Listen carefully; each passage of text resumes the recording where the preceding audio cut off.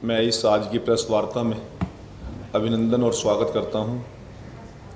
आज एक बहुत ही महत्वपूर्ण विषय को लेकर हमने ये पत्रकार वार्ता रखी है। जीएसटी सुधार एक हिस्टोरिकल सुधार हमारी सरकार ने पिछले दिनों केंद्र सरकार ने किया। जैसा देश के माननीय प्रधानमंत्री जी ने देश के स्वतंत्रता दिवस पर लाल किले से 15 अगस्त 2025 को अपने 11वें स्वतंत्रता दिवस संबोधन में जीएसटी में अगली पीढ़ी के सुधार लाने के सरकार के इरादे के बारे में बात की थी। हमें बहुत ही प्रसन्नता है इस बात की कि देश के प्रधानमंत्री जी ने जो विषय लाल किले की प्राचीर से जीएसटी सुधार के लिए रखा था, उसको केवल 20 दिन के अंदर ही हमारी सरकार ने उसका प्रारूप, उसका स्वरूप पूरे देश ही नहीं पूरी दुनिया के सामने रखने का काम किया। क्योंकि जब हमारे देश के पूर्व वित्त मंत्री आदरणीय अरुण जेटली जी ने बिल्कुल स्पष्ट कहा था जब जीएसटी लागू की गई थी कि इसको आकलन करने के बाद जनता और व्यापारियों को सहूलियत देने के लिए समय समय पर जीएसटी में सुधार होंगे, परंतु कोविड की अर्थव्यवस्था पर प्रभाव के कारण इसमें देरी हुई। सुधार योजना के अनुसार हुए हैं। मोदी सरकार ने जीएसटी दरों को व्यापक रूप से युक्ति संगत बनाने और प्रक्रियागत सुधारों में के लिए एक विस्तृत प्रस्ताव तैयार किया था, जिसका उद्देश्य आम आदमी के जीवन को आसान बनाना और अर्थव्यवस्था को मजबूत करना है। ये सुधार हमारे नागरिक के जीवन को बेहतर बनाएंगे, सभी के लिए, विशेष रूप से छोटे व्यापारियों और व्यवसायियों के लिए व्यापार करने में आसानी सुनिश्चित करेंगे। जीएसटी का जो सरलीकरण हुआ है, इसका न तो किसी चुनाव से और न ही किसी टैरिफ दबाव से कोई लेना देना नहीं है। बहुत से लोग कहते हैं कि अमेरिका ने जो टैरिफ देश के ऊपर बढ़ाने का काम किया, उसके दबाव में सरकार ने ये निर्णय लिया है। ऐसा कोई विषय नहीं है। ये देश की जनता और व्यापारियों को राहत देने के लिए यह कदम उठाए गए। हमारी सरकार का लक्ष्य सिर्फ राजस्व संग्रहण नहीं है, बल्कि देश के हर नागरिक की जीवन गुणवत्ता सुधारना है। टैक्स दरों की इस बड़े पैमाने पर समीक्षा से आम आदमी की रोजमर्रा की खर्चों में कमी लाना है। स्वास्थ्य सेवाएं और बीमा सेवाएं सस्ती होंगी, व्यापारिक माहौल में सुगमता बढ़ेगी। यह कदम निश्चित तौर पर देश की आर्थिक ताकत को मजबूती प्रदान करेगा। यूपीए सरकार जीएसटी लागू नहीं कर पाई थी। 10 साल सरकार रही, सुधारीकरण वो भी करना चाहते थे, क्योंकि राज्यों को केंद्र पर भरोसा नहीं था। उल्टे कांग्रेस सरकार वैट के माध्यम से गरीब जनता और व्यापारियों पर डाके डालती थी। कांग्रेस के वैट वाले शासनकाल में कोई एक समान कर दरें नहीं थी। राज्य में प्रवेश कर अतिरिक्त शुल्क लगाते थे। हर स्टेट का एंट्री फीस अलग लगती थी, जिससे सामंजस्य बिगड़ता था। राज्यों में कर रिटर्न, ऑडिट या जुर्माने में कोई एक रूपता नहीं थी, जिससे अनुपालन का बोझ बढ़ता था। उस समय कमजोर इनपुट टैक्स क्रेडिट प्रावधानों के कारण दुरुपयोग संभव था, जबकि केंद्रीय निगरानी की कमी के कारण कर चोरी की गुंजाइश बनी रहती थी। और जब कर चोरी की कोई बात होती थी, व्यापारियों पर, उद्योगपतियों पर, छोटे कारोबारियों पर फिर वो टैक्स इंस्पेक्टरी राज का डंडा चलता था। उसमें किस प्रकार की बातें चलती थी, ये आप सभी से कोई छुपी हुई बात नहीं है। सेवा कर के साथ दोहरा कराधान, बार बार दरों में बदलाव और अलग अलग ढांचों ने विकृतियां पैदा की थी। इसलिए राज्यों के सहयोग से 2017 में हमारी सरकार ने जीएसटी लाने का काम किया था। मैं आप सभी को एक विषय पर आपका ध्यान दिलाना चाहता हूं कि कांग्रेस को तय करना होगा कि उसे इस कटौती का समर्थन करना है या विरोध करना है। अगर ये विरोध करते हैं तो जनता के सामने उनकी असलियत सामने आ जाएगी। विपक्ष के कुछ नेता 40% टैक्स स्लैब पर सवाल उठा रहे हैं। क्या कांग्रेस पार्टी चाहती है कि तंबाकू और गुटखा पर भी सिर्फ 5% जीएसटी लगे? कांग्रेस द्वारा जीएसटी का विरोध किया जाना बताता है कांग्रेस सच्चाई से कोसों दूर है। कांग्रेस के मुख्यमंत्री जीएसटी काउंसिल में हर निर्णय में साथ हैं और जीएसटी के सारे निर्णय आम सहमति से लिए जाते हैं। हर महीने का रिकॉर्ड जीएसटी कलेक्शन बताता है कि देश आर्थिक समृद्धि पर तेज गति से अग्रसर है। कांग्रेस का दोहरा चरित्र यह है कि काउंसिल में तो इनके नेता समर्थन करते हैं और बाहर आकर राहुल गांधी उन्हीं फैसलों का विरोध करते हैं। अक्सर सरकारें छोटे छोटे उपायों से जनता को खुश करने की कोशिश करती है, लेकिन मोदी जी का दृष्टिकोण अलग है। वह नागरिकों को वास्तविक राहत देने वाले बड़े कदम उठाना पसंद करते हैं और लोगों के हित के लिए, समृद्धि के लिए, एक रूपता के लिए महत्वपूर्ण कदम हमारी सरकार ने उठाया है। इसके लिए हम मोदी जी का और केंद्र की सरकार का कोटि कोटि आभार प्रकट करते हैं।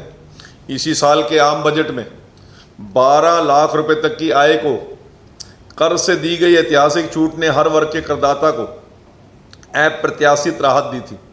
उस समय भी यह माना गया था कि सरकार ने जनता को अपनी प्राथमिकता में सबसे ऊपर रखा है। अब जीएसटी दरों में व्यापक संशोधन करके देशवासियों को दिवाली से 1 महीना पहले ही ऐसा बम्पर गिफ्ट दिया गया है जिसकी कल्पना करना भी मुश्किल थी। जीएसटी परिषद की 56वीं बैठक में लिए गए निर्णय को देखें तो साफ प्रतीत होता है कर प्रणाली में सुधार केवल आंकड़ों का खेल नहीं है, बल्कि यह सीधे सीधे आम नागरिक की जिंदगी से जुड़ा हुआ प्रश्न है। 22 सितंबर से लागू होने वाले बदलावों ने जहां एक और रोजमर्रा की जरूरी वस्तुओं को सस्ता कर घर घर को राहत दी है, वहीं दूसरी ओर कुछ क्षेत्रों पर कर का बोझ भारी कर दिया गया है। हम आपको बता दें कि सबसे बड़ी राहत खाद्य पदार्थों और घरेलू उपयोग की वस्तुओं में आई है। मैं 2 दिन पहले हमारी माननीय वित्त मंत्री निर्मला सीतारमण जी का एक बयान देख रहा था मैं टीवी चैनल पर।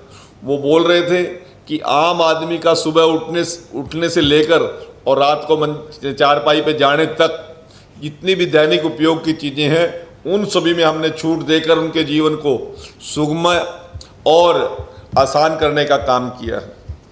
दूध, घी, पनीर, बिस्कुट, चॉकलेट, सूखे मेवे, नमकीन, इन सब पर कर घटने से उपभोक्ताओं का प्रत्यक्ष लाभ मिलेगा। किसानों और शिक्षा स्वास्थ्य क्षेत्र को भी बड़ी राहत दी गई है। यह कदम न सिर्फ उपभोक्ताओं को राहत देता है बल्कि छोटे व्यवसाय और मझोले उद्योगों की सांस भी आसान करता है। ऑटोमोबाइल, नवीनीकरण ऊर्जा, निर्माण क्षेत्र को भी कर छूट देना इस बात का संकेत है कि सरकार रोजगार और औद्योगिक विकास को गति देना चाहती है। इससे उत्पादन और खपत दोनों को बढ़ावा मिलेगा। बीमा सेक्टर पर से जीएसटी को ख़त्म कर सरकार ने आम लोगों की ज़िंदगी आसान की है। साथियों, मैं आप लोगों को 1-2 विषय शेयर करना चाहता हूँ। हमारे हरियाणा प्रदेश की मैंने मुख्यमंत्री जी जीएसटी काउंसिल में जब गए थे तो वापस आकर उन्होंने पत्रकार वार्ता में एक बात बताई थी। कार्यकर्ताओं के बीच में और मंत्रिमंडल के बीच में भी इस बात की चर्चा की कि जो जीएसटी का अभी तक अनुमानित स्लैब में जो 5% और इस प्रकार की स्लैब में जो मामला आया है, ये सारे का सारा यदि जोड़ दिया जाए तो प्रति वर्ष वार्षिक 4,000 करोड़ रुपए का आम आदमी को, हरियाणा प्रदेश के लोगों को इससे बचत होगी या लाभ होगा। ये एक बहुत बड़ा हरियाणा प्रदेश के लिए नहीं, एक आम जनजीवन के लिए, आम आदमी के लिए ये सबसे बड़ी राहत की घोषणा इस जीएसटी काउंसिल की बैठक में जो निर्णय लिया गया। आप लोगों को एक विषय और ध्यान लगाकर मैं अपनी बात को समाप्त करूंगा। अभी तक जो जानकारी में आया, जिस दिन जीएसटी काउंसिल ने निर्णय ले लिया और उस निर्णय लेने के बाद महिंद्रा जो ऑटोमोबाइल्स के अंदर एक बहुत बड़ा नाम है, उन्होंने उसी दिन से, अभी जीएसटी 22 से लागू होगा नई स्लैब, परंतु उन्होंने 22 उसी दिन से इसका निर्णय को इम्प्लीमेंट करना शुरू कर दिया। और जहां तक किसानों के हित की बात है, 50,000 रुपये यदि काउंट करें तो एक ट्रैक्टर, महिंद्रा के ट्रैक्टर पर अब भी किसान को छूट मिल रही है। और महिंद्रा तो आम ऑटोमोबाइल क्षेत्र के अंदर बड़ा नाम, गाड़ियां भी उन्होंने इसी इम्प्लीमेंटेशन पर, इसी स्लैब पर वो लेकर आ गए हैं। इस छोटे से एग्जाम्पल के साथ आप समझ सकते हो देश और प्रदेश की जनता को किस प्रकार राहत देने का केंद्र की सरकार ने, मोदी सरकार ने काम किया। आपने ये जो 2017 में जीएसटी लागू हुआ है, उसी में सुधार हुआ है ना?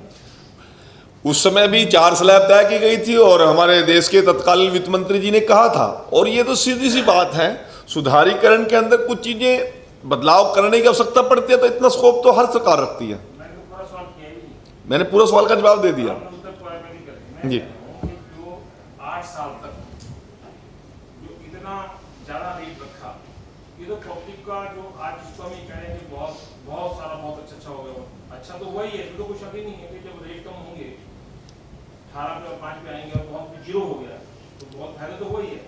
लेकिन 8 साल तक तो ये वर्ड जो है रेवेन्यू का आता तो रहा सरकार के पास। मैं जवाब दूं? मैंने पहले ही अपने बात में रख दिया था कि 2017 में इम्प्लीमेंट हुआ, उसको सारे आउटपुट नेगेटिव पॉजिटिव आने में कुछ समय लगता था।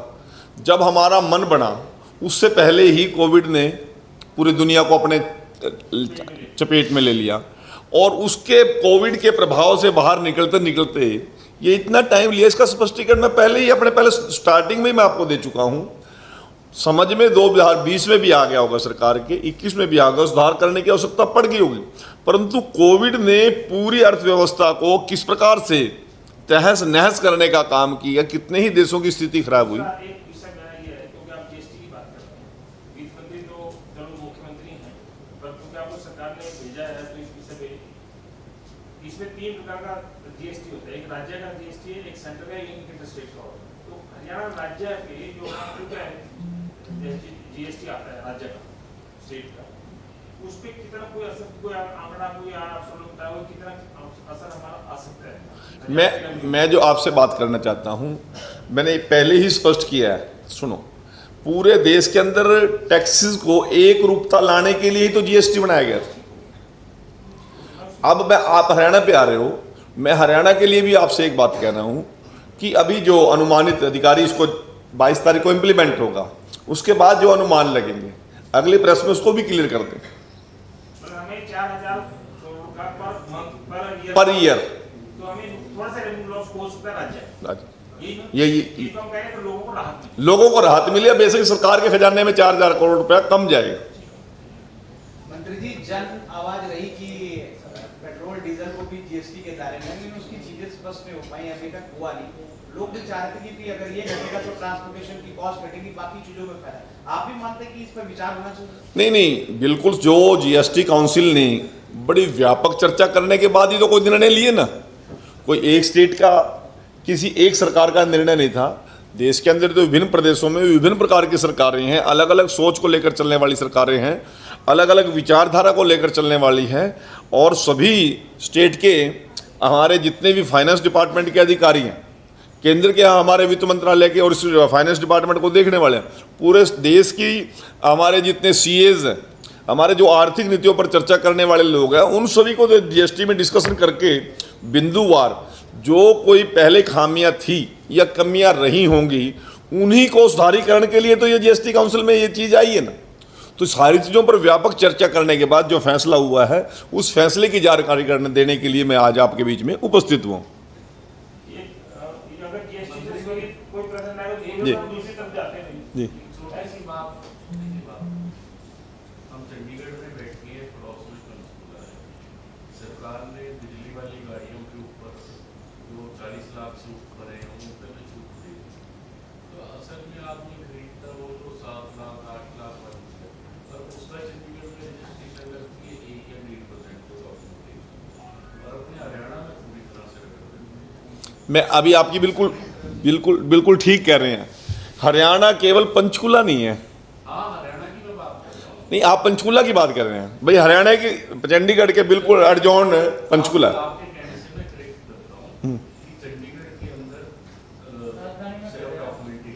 यूटी में,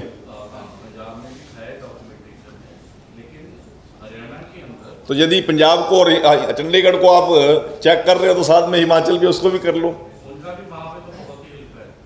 वहाँ पे तो है ही, वहाँ पे तो पेट्रोल डीजल की गाड़ियों के ऊपर भी हल्का होती है। हाँ, रोड टैक्स है, लेकिन हमारे यहाँ पे हरियाणा में शायद मेरे ख्याल से कहीं ना कहीं आपका बिल्कुल वाजिब सवाल है और इस सवाल को ध्यान में रख के जहाँ चर्चा करने की आवश्यकता पड़ेगी करेंगे। महाराष्ट्र डिपार्टमेंट तक पहुंचा दोगे। नहीं, चर्चा करेंगे इसकी। कांग्रेस वोट चोरी के खिलाफ सिग्नेचर अभियान शुरू किया है, साथ ही कैंडल मार्च और रैलियां भी करेगी। नहीं, अब जीएसटी से वोट चोरी पे जाएंगे तो मामला फिर पॉलिटिकल हो जाएगा। मैं फिर भी एक बात कहना चाहता हूँ, देखो महात्मा गांधी जी ने जो डेमोक्रेसी के सबसे बड़े उपासक थे, इनका सबसे बड़ा विश्वास था और जिनकी सोच के ऊपर आज देश चलता है, इस विचारधारा पे आज देश चलता है। अब प्रजातांत्रिक तरीके में विपक्ष को अपनी बात रखने का अधिकार है, वो मीडिया में जाए, वो लोगों में जाके बात रखे, जिन बातों पर सरकार से उसकी विभिन्नता है उन बातों को मंचों पे करे, कॉन्फ्रेंस में करे, और उससे बड़ी कोई ज़्यादा बात लगती है तो उसको आंदोलन पे करे। महात्मा गांधी जी से किसी ने पूछा जब विपक्ष में थे कि आपने अब सभी उपायुक्त कार्यालयों पर आपकी पार्टी धरना दे रही है, इसके बाद क्या करेंगे? उसने कहा कि डेमोक्रेसी के अंदर यही चलता है, हम लोगों के बीच में जाएंगे, मीडिया में जाएंगे, अखबार में जाएंगे, रेडियो पे जाएंगे, उपायुक्त के माध्यम से ज्ञापन देंगे, बड़ी रैलियां करेंगे, धरने करेंगे, एक दिन की सांकेतिक भूख हड़ताल भी करेंगे। उसके बाद कहता क्या होगा?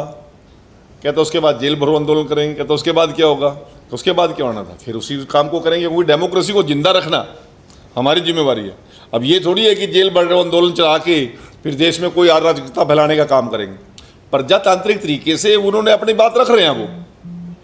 अब जनता कितनी सहमत होती है उनकी बात से, ये जनता का निर्णय है, क्योंकि डेमोक्रेटिक सिस्टम के अंदर विपक्ष को भी पूरा समय अपनी बात कहने का मौका मिलता है, सरकार को भी अपनी बात कहने का मौका मिलता है, मीडिया को भी अपनी बात कहने का मौका मिलता है। मीडिया का एजेंडा अलग, नेताओं का एजेंडा अलग, राजनीतिक दलों का एजेंडा अलग, परंतु एजेंडा वो चलता है जो देश का मतदाता चाहता है। सर, सेवा पखवाड़ा जो है वो चल रहा है, इसके तहत जो लाडू लक्ष्मी योजना है उसका भी जो 25 तारीख से ऐप है लॉन्च होना है, किस तरह की तैयारियां हैं, क्या प्रदेश स्तरीय कार्यक्रम उसको लेकर? देखिए, इसी में ऐड ऑन करना चाहता हूं, क्वेश्चन मैं भी करना चाहता हूं कि 1 लाख तक की आमदनी वाले जो महिलाएं जिनको हम देना चाहते हैं वो 19-20 लाख के आसपास जो सरकार ने डाटा दिया इतना था। अभी सेकंड आपने भी कहा, मुख्यमंत्री जी ने कहा सेकंड फेज में हम और इसको 81 या जो भी कुछ करेंगे, इसमें जो भी आपका अभी 81 तो होगा या 50 होगा, जितना भी होगा, इसमें कितने हमारे 50 लाख महिलाएं इसमें आने की संभावना है जिनको बेनिफिट मिल सकता है। एक दूसरा, अभी 1 लाख जो 1 लाख तक की महिलाओं को जो अपने 20-22 देना है, उनमें कितना हमारा अमाउंट जाएगा? मैं अभी बताता हूँ। माने मुख्यमंत्री जी ने जिस प्रकार की योजना बनाई, मेरे विभाग को जिम्मेवारी इसकी दी है लाडू लक्ष्मी योजना को क्रियान्वित करने की, और चुनाव में एक बहुत बड़ा ये मुद्दा था। और मैं स्पष्ट कहता हूँ, जिस बैकग्राउंड से हम आते हैं उस बैकग्राउंड में यदि हम जाएं जहाँ बहनें आत्मनिर्भर नहीं हैं, एक 100 रुपये के लिए भी बहन को अपने हस्बैंड से, अपने पिताजी से या अपने भाई से या अपने बेटे से हाथ पसारना पड़ता घर के उपयोग के लिए, और किस प्रकार का उनके आत्मसम्मान को ठेस लगती थी। महिलाओं का सशक्तिकरण हो, उनका आत्मनिर्भरता बढ़े। और मैं दूसरी बात और कहता हूँ, यदि पुरुष के हाथ में 10 रुपये आएंगे तो हो सकता है कि घरेलू उपयोग में ना आए। यदि बहन के हाथ में 10 रुपये जाएंगे तो वो कोई ना कोई घरेलू उपयोग में ही उनका उपयोग हो। नहीं, सुनो, मैं ठीक बोल रहा हूँ, मेरे को पूरा करने दो। आपके विचार अलग हो सकते हैं डेमोक्रेसी में। मैं ये कह रहा हूं कि उनका सशक्तिकरण करने के लिए 21, मैं आपको अलग एक बार पूरा करूं, प्लीज, मैं पूरी करूंगा, मेरे को पूरी आपको सेटिस्फाई करूंगा, मैं सुनो से बताऊंगा। Please please please please please please. तो वो घर की मजबूती को और ताकत देने के लिए बहन के हाथ से पैसा लगेगा, और उनके हाथ में पैसा जाना महिलाओं का सशक्तिकरण करेगा। और जब महिलाओं के हाथ सशक्तिकरण होगा तो उसका प्रदेश और देश को मजबूती मिलेगी। तो जो आपने सवाल किया है वो हम 25 तारीख को पूरे प्रदेश के अंदर सभी मंत्री, केंद्रीय मंत्री और हमारे माननीय मुख्यमंत्री जी उस ऐप को लॉन्च करने जा रहे हैं। वो ऐप ऐसी ऐप होगी कि बहनों को किसी भी CSC सेंटर पर किसी भी सरकारी कार्यालय में 2100 रुपये के लिए अपने आप को अप्लाई करने के लिए एप्लीकेशन देने की आवश्यकता, कहीं पर जाने की जरूरत नहीं है। उसी के स्मार्टफोन पे उसको हम अपलोड कर सकते हैं। अब दूसरा सवाल आता है कि बहनों को जो 1 लाख रुपए से कम आमदन वाली बहनें हैं उनके पास स्मार्टफोन कहाँ से आया। उसमें एक बात है कि किसी के पास एक फ़ोन भी है, 20, 25, 15 बहनें भी अपने आप को उसमें अपलोड कर सकती हैं। स्वयं अपलोड करना नहीं आता, बेटा कर सकता है, भाई कर सकता है, पति कर सकता है, बेटी कर सकती है, और यदि कोई पड़ोसी भी है वो भी कर सकता है। इसको हमने सुविधाजनक किया है, क्योंकि CSC सेंटर में और सरकारी दफ्तरों में उनको लंबी लाइन लगेंगी, परेशानी होगी। ये बहनें अपने घर में अपने छत के नीचे बैठ के ही इसको अपलोड करेंगी। और जो आंकड़ा आपने कहा है 1 लाख से नीचे की आमदन वाले बहनों का 19 से लेकर 20 लाख के बीच के अंदर ये आंकड़ा जा रहा है।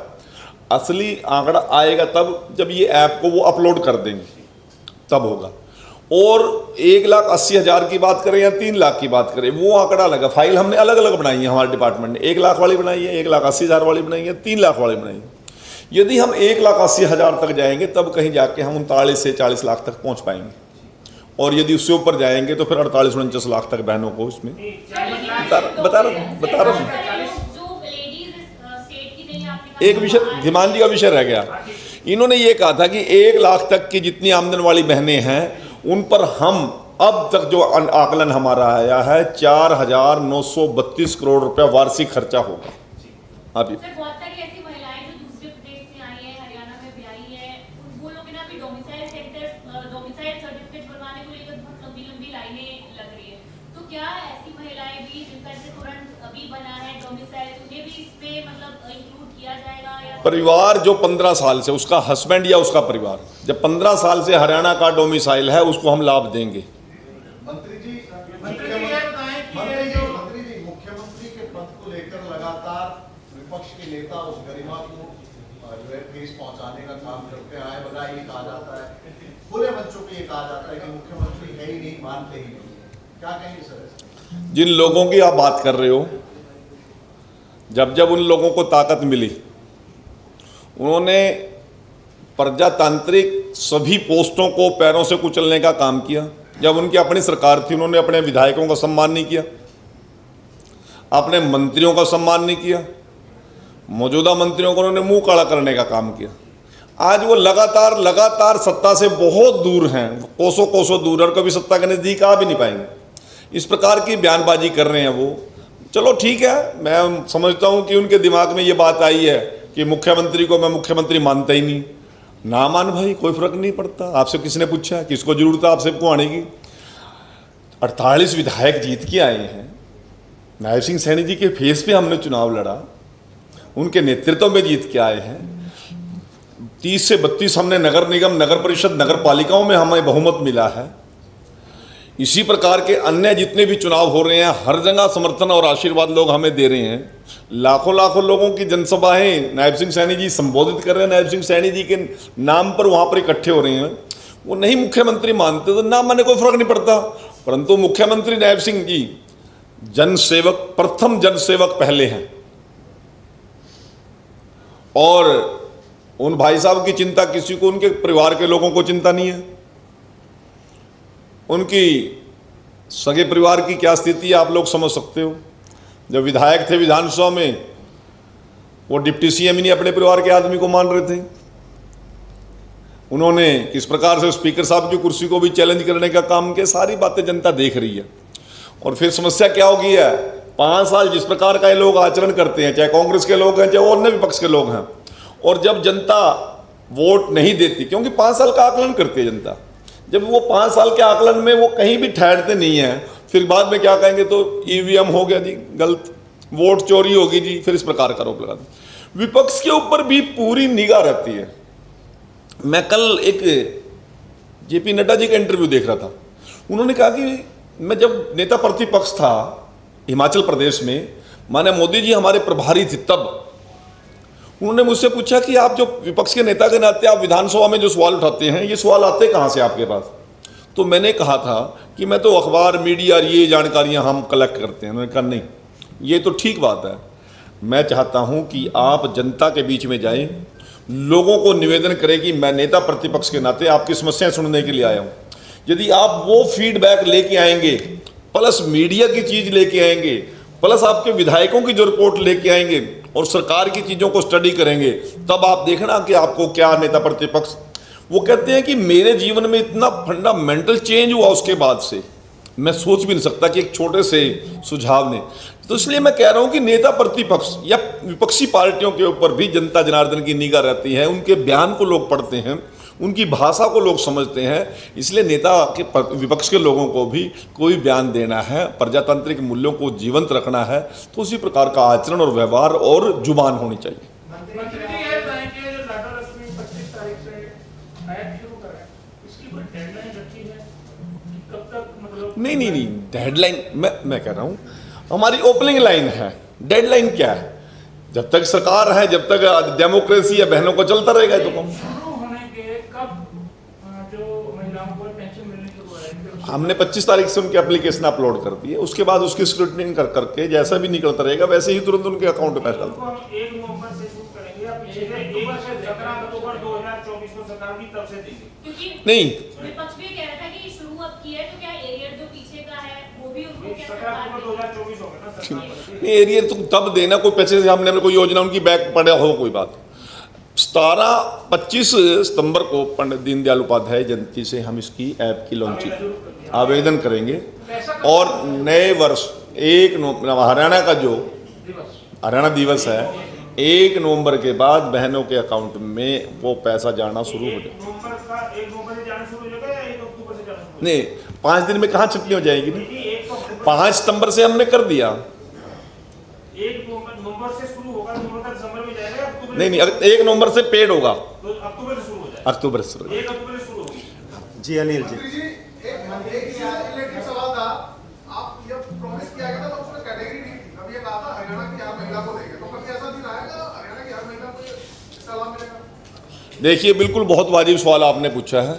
हमने पहले ही कह दिया कि हर जरूरतमंद बहन के हाथ में हम पैसा पहुंचाएंगे। इसकी कैटेगरी छटनी हमने कर लिया है। 1 लाख से बिलो, 1,80,000 से बिलो और ऊपरला जो टेबल है वो 3 लाख। 3 लाख का मतलब वार्षिक जिसकी आमदन है परिवार की, तो उसको कितने पैसे आमदन होगी पर मंथ की? लगभग 25,000 रुपये। जो 25,000 रुपये जो परिवार कमा रहा है, 2500 से ऊपर जा रहा है वो, तो क्या उसकी आर्थिक स्थिति ठीक नहीं है क्या? ये जरूरतमंद बहनों के लिए है। ऐसे तो फिर कल को आएगा जो बहन नौकरी कर रही हैं, जो बहन कोई पेंशन ले रही हैं, कोई व्यापार कारोबार जिनके नाम से बहनों के नाम से हैं, तो फिर वो भी आ जाएंगे। इससे तो उनको तो इसकी एक छंटनी करनी पड़ेगी, एक जरूरतमंद तक चीज़ पहुंचानी है। मंत्री जी ये है कि ये जो पैसा मिलेगा उसके बाद कोई परिवार उस आय के क्षेत्र से बाहर, अभी जीएसटी पे आ जाएं। आज का जीएसटी का मेन है और मैं आप सभी का बहुत बहुत एक जी अनिल जी, नरवाना से विधायक का लगातार 3-4 दिन नरवाना में बाढ़ की क्या स्थिति है और आप भी किस हिसाब से हमें रणदीप सुरजेवाला हिमाचल वो भी बाढ़ प्रभावित इलाकों में रुआ कर रहे हैं, बाढ़ को लेकर ताकीद किया जा रहा है आप लोगों को?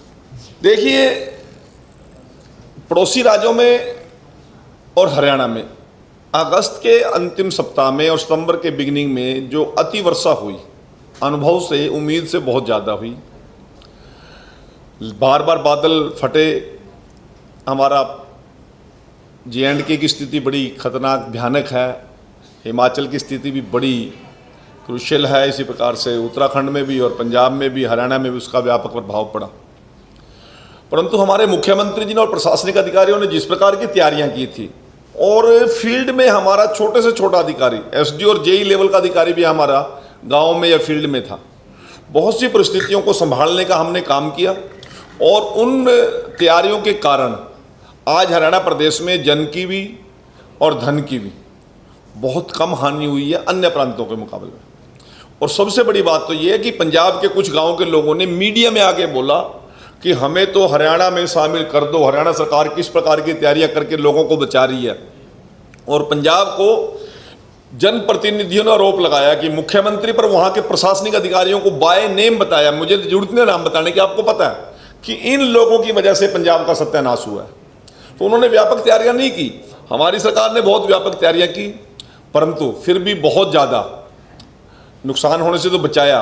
परंतु जिनका भी नुकसान हुआ है, मुख्यमंत्री जी ने किसान को भी, किसी गरीब का मकान टूट गया उसका भी, किसी के मकान में क्रैक आ गया उसका भी, फसल के साथ साथ छोटे दुकानदार की दुकान का नुकसान हुआ उसका भी, किसी के पशु का नुकसान हुआ उसका भी, बकरी तक का हमने तो कह दिया कि छोटे किसी मजदूर की, किसी की बकरी भी यदि पानी के कारण या बाढ़ के कारण वो मरी है तो उसका मुआवजा भी हम देंगे।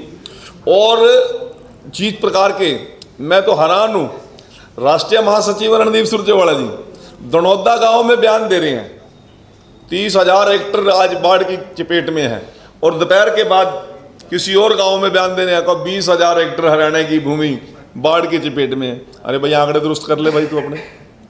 और जिस प्रकार जिस जगह पे वो खड़ा होकर नायब सिंह सैनी सरकार को कोस रहे थे, वहीं पे 9 मोटरें खेत में उसी लाइन पे लगी हुई थी, और वो सारी की सारे पानी हम ड्रेन में डाल रहे थे, वहीं पे खड़ा होकर।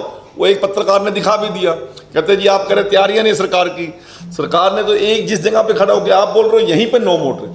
दनौदा गांव के अंदर 90 मोटरें और इंजन सरकार के द्वारा लगाए गए। बाकी सरपंचों को कहा कि और व्यवस्था की जरूरत है, तो आपको बजट की कमी नहीं है, और व्यवस्थाएं आप कर लें। हर गांव के अंदर इसी प्रकार स्थिति है। तो आज हरियाणा के जिन लोगों का जो भी जनधन हानि हुई है उसकी हम संवेदनाएं भी हैं, सरकार उनके साथ बिल्कुल एक मुश्त खड़ी है। क्षतिपूर्ति पोर्टल हमने खोल दिया और उसको आप लोग अपलोड कर रहे हैं। जहां पर वो अपलोड नहीं कर पा रहे लोग, हमारे पार्टी के लोग, हमारे बूथ अध्यक्ष, हमारे मंडल की टीम, हमारे शक्ति केंद्र के लोग उनकी जाके मदद कर रहे हैं, और सरकार के लोग भी उनकी मदद कर रहे हैं। हर व्यक्ति को हर नुकसान का पूरी भरपाई करने का हम काम करेंगे। आप